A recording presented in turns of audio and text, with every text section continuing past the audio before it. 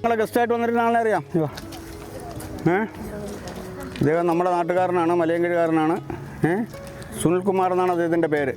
അദ്ദേഹം നമ്മുടെ എക്സൈസ് ഡിപ്പാർട്ട്മെൻറ്റിനെ കുറിച്ച് അറിയാമല്ലോ. എന്താണ് കള്ള്, കഞ്ചാവ്, ചരസ്, അത് ഇത് അങ്ങനെയൊക്കെയുള്ള സാറ് പറയും അതിനെക്കുറിച്ച്. അതിനെല്ലാം അവിഹിതമായിട്ട് ഉപയോഗിക്കുന്നവരെ കസ്റ്റഡിയിലെടുക്കുന്ന ആൾക്കാരാണ്. അങ്ങനെ വിൽപ്പന ചെയ്യുന്നവരെ കസ്റ്റഡിയിലെടുത്ത് നിയമത്തിന് മുമ്പിൽ കൊണ്ടുവരുന്ന ആൾക്കാരാണ്. അദ്ദേഹം ഇപ്പം എക്സൈസിൻ്റെ ഇൻസ്പെക്ടറാണ്. ഒരുപാട് കാര്യങ്ങൾ അദ്ദേഹം പറയാനുണ്ടെങ്കിൽ ഒരുപാട് കാര്യം പറയണം. നമുക്ക് സമയക്കുറവ് കുറച്ചുണ്ട്. എന്നാൽ പോലും ഞാൻ അദ്ദേഹത്തെ നിങ്ങൾക്ക് വേണ്ടിയിട്ട് ക്ഷണിക്കുകയാണ്. എല്ലാവർക്കും നമസ്കാരം. നമസ്കാരം. ഒന്ന് കൈയടിച്ച്. അപ്പം നിങ്ങളെല്ലാം ഇവിടെ അവധിക്കാല കായികക്ഷമതാ ക്യാമ്പിൽ എത്തിയിരിക്കുകയാണ് അല്ലേ? കഴിഞ്ഞ പ്രാവശ്യം ഇതിൽ പകുതി പേരുണ്ടായിരുന്നല്ലേ അല്ലേ? മിക്കവരും ഉണ്ടായിരുന്നില്ലേ? ഞാൻ കഴിഞ്ഞ പ്രാവശ്യം ഇവിടെ വന്നിരുന്നു. അപ്പോൾ സാറ് എന്നെക്കുറിച്ച് പറഞ്ഞല്ലോ. അപ്പോൾ എനിക്ക് നിങ്ങളുടെ കൊച്ചുകുട്ടികളോട് പറയാനുള്ളത്, നിങ്ങൾക്ക് എന്താണ് ലഹരി എന്നറിയാമോ? എന്താണ് ലഹരി? പറഞ്ഞോ, അറിയാമെന്നുള്ള പറഞ്ഞോ. നോട്ട് ടു ഡ്രഗ്സ് ഇതാണ് ലഹരി അല്ലേ? തന്നെ ആൽക്കഹോൾ. ഓക്കെ, ശരി. അറിയാവുന്നുള്ള ലഹരിയൊക്കെ പറഞ്ഞു. നിങ്ങൾ എന്താണ് ലഹരി എന്നാണ് ഞാൻ ചോദിച്ചത്. ലഹരി തരുന്ന സാധനമല്ല ചോദിച്ചത്. എന്താണ് ലഹരി? നിങ്ങൾക്ക് ഇത് മാത്രമേ ലഹരിയുള്ളൂ, വേറെ ലഹരി ഇല്ലേ? നമുക്കിഷ്ടമുള്ള എന്തൊക്കെ ലഹരിയുണ്ട്? പഠിക്കുക, ബുക്ക് വായിക്കുക. സ്പോർട്സിനോടും ആർട്സിനോടും ലഹരിയില്ലേ നിങ്ങൾക്ക്? ഇല്ലേ? സ്പോർട്സിനോടും ആർട്സിനോടും നിങ്ങൾക്ക് ലഹരിയുണ്ട്. അതും സ്പോർട്സിനോട് ലഹരി ഉള്ളതുകൊണ്ടല്ലേ നിങ്ങൾ ഇന്നിവിടെ വന്നത്? ഇല്ലേ? നിങ്ങൾക്ക് കളിക്കണം ഇല്ലേ? നിങ്ങൾക്ക് ഓരോ ഫുട്ബോൾ, ക്രിക്കറ്റ്, പല പല സ്പോർട്സ് കാര്യങ്ങളുണ്ട്. അതോടൊപ്പം തന്നെ പഠനം ഇല്ലേ? പഠനം, ആർട്സ്, പിന്നെ വരയ്ക്കുക, പാട്ട് പാടുക, ഇതൊക്കെ. പിന്നെ പഠനം തന്നെയാണ് ലഹരിയാക്കിയെടുക്കുക. അതാണ് നമ്മുടെ മുഖ്യം. അതിൽ നമ്മുടെ ഇന്ന് സമൂഹത്തിൽ നമ്മളിന്ന് പത്രം എടുത്ത് വായിച്ചാൽ തന്നെ കാണാൻ പറ്റും. നിങ്ങൾ പത്രം വായിക്കാറുണ്ടോ? കുറച്ച് പേരെങ്കിൽ പത്രം വായിക്കാറില്ലേ? വായിക്കണം. ആരും ഇന്ന് കുട്ടികളിൽ കണ്ടുവരുന്നത് ഇതാണ്, പത്രമൊന്നും ആരും വായിക്കാറില്ല. പത്രം എടുത്ത് വായിക്കണം. ഇന്ന് പത്രം എടുത്ത് നോക്കുമ്പോൾ അതിൽ അച്ഛനെ ഉപദ്രവിച്ച മകൻ, അല്ല അച്ഛനെ വാളുകൊണ്ട് അല്ലെങ്കിൽ കത്തി കൊണ്ട് കുത്തി അമ്മയെ അടിച്ചു. നിങ്ങളാരെങ്കിലും അമ്മയെ അച്ഛനെ അടിക്കൂ? എന്താണ് കാര്യം? അമ്മ അച്ഛൻ ആരാണ്? നമ്മുടെ ആരാണ്? ദൈവം. ഇവിടെ ഇരുന്ന് പറയും, വിടിച്ചെന്ന് പറയോ അമ്മ എൻ്റെ ദൈവമാണ്, അച്ഛൻ എൻ്റെ ദൈവമാണെന്ന് പറയോ? ആരെങ്കിലും പറയോ? ഇല്ല. അമ്മ അച്ഛൻ നമ്മളെ കാണപ്പെട്ട ദൈവമാണല്ലേ? അല്ലേ? ശരിയല്ലേ? കാണപ്പെട്ട ദൈവമാണ്. അപ്പോൾ അവർ പറയുന്ന കാര്യങ്ങൾ അനുസരിക്കുക. അതിൽ മറ്റ് ലഹരി, അതായത് ഞാൻ ഈ പറഞ്ഞ സ്പോർട്സ്, ആർട്സ് ഇതുപോലെയല്ല, മറ്റ് ലഹരി, അതായത് നിങ്ങൾ നേരത്തെ പറഞ്ഞ കഞ്ചാവ്, മയക്കുമരുന്ന്, മദ്യം, ആൽക്കഹോൾ, ഇവയൊന്നും നമ്മുടെ ജീവിതത്തിൽ, നമ്മുടെ പഠന സമയത്ത്, നമ്മുടെ ഈ ജീവിതത്തിൽ കടന്നു വരാൻ പാടില്ല. അതൊരിക്കലും നമ്മളിലേക്ക് കൊണ്ടുവരാൻ പാടില്ല. അത് കൊണ്ടുവന്നുള്ള കുഴപ്പം എന്താണെന്ന് അറിയാമോ നിങ്ങൾക്ക്? ഇങ്ങനെയുള്ള ലഹരികൾ ഉപയോഗിച്ചാലുള്ള, നിങ്ങൾ ഈ മദ്യപിക്കുന്ന ആൾക്കാരെ കണ്ടിട്ടുണ്ടോ?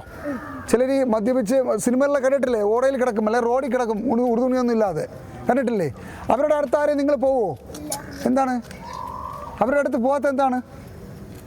ഒരു പേടിയില്ലേ? അവർ ഉപദ്രവിക്കുമെന്നൊരു പേടിയില്ലേ?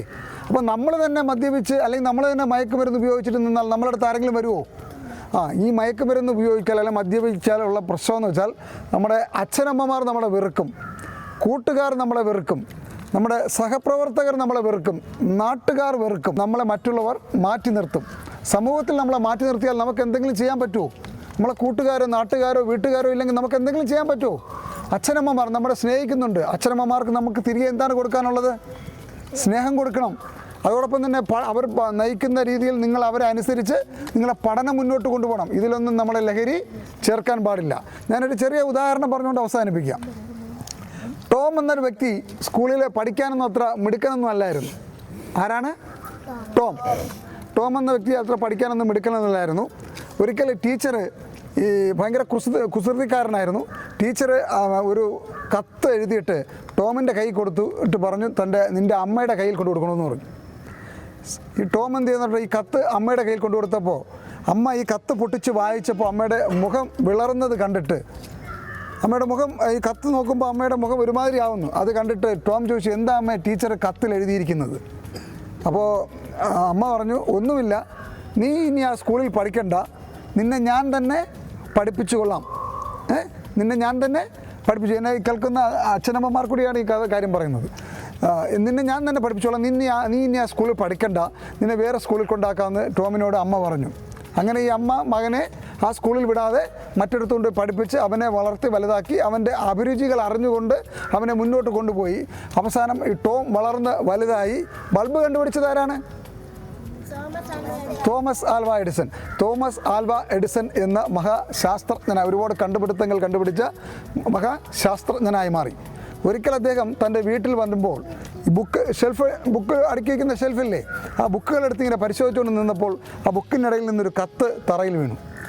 അപ്പോൾ അദ്ദേഹം നോക്കിയപ്പോൾ പണ്ട് ടീച്ചർ അമ്മയുടെ കയ്യിൽ കൊടുക്കാനായിട്ട് കൊടുത്തുവിട്ട കത്താണ് ആ ബുക്കിനിടയിൽ ഇരുന്നത്.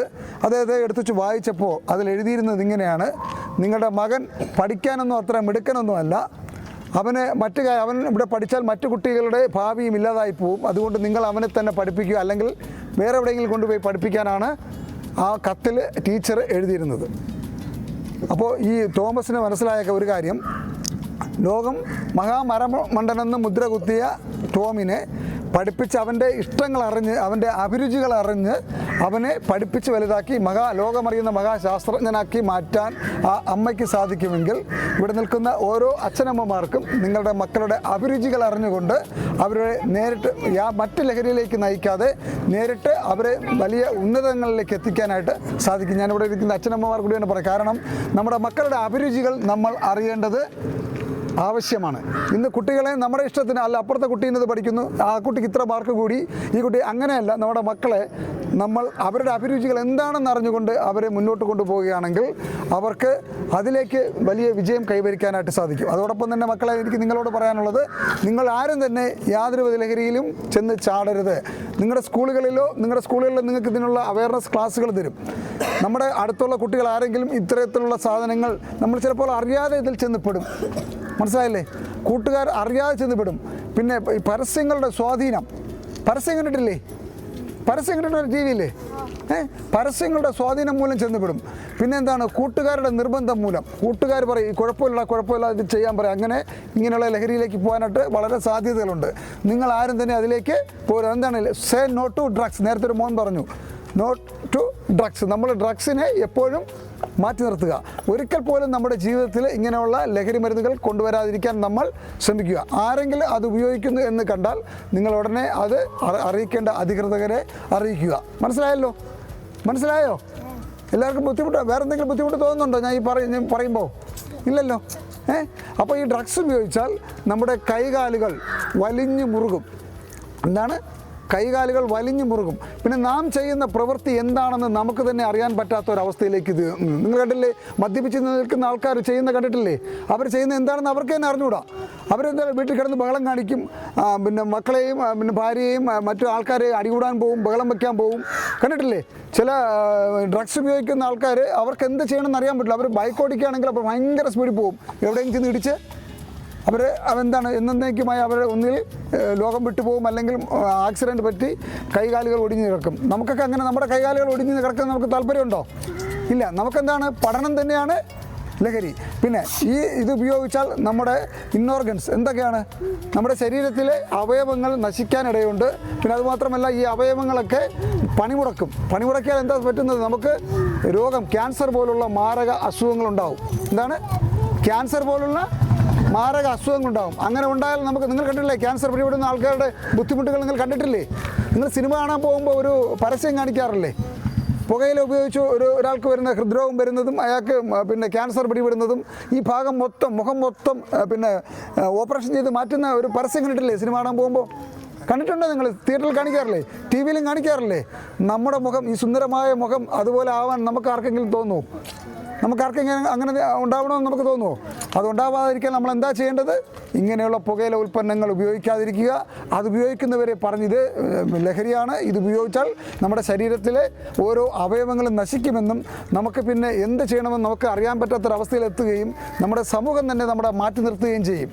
അത് ഉണ്ടാവാതിരിക്കാൻ നിങ്ങൾ ലഹരിയോട് നോ തന്നെ പറയൂ. Say no to drugs. പറഞ്ഞോ, say no to drugs. Say no to drugs. No to drugs. Okay. നിങ്ങൾക്ക് ഞാൻ ഈ ചെറിയൊരു കാര്യം മാത്രമേ പറയുന്നുള്ളൂ. മനസ്സിലായല്ലോ കാര്യങ്ങൾ എന്താണെന്ന്?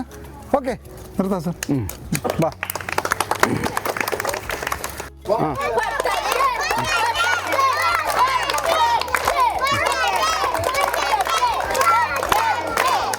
ഒന്നുകൂടെ ഉം.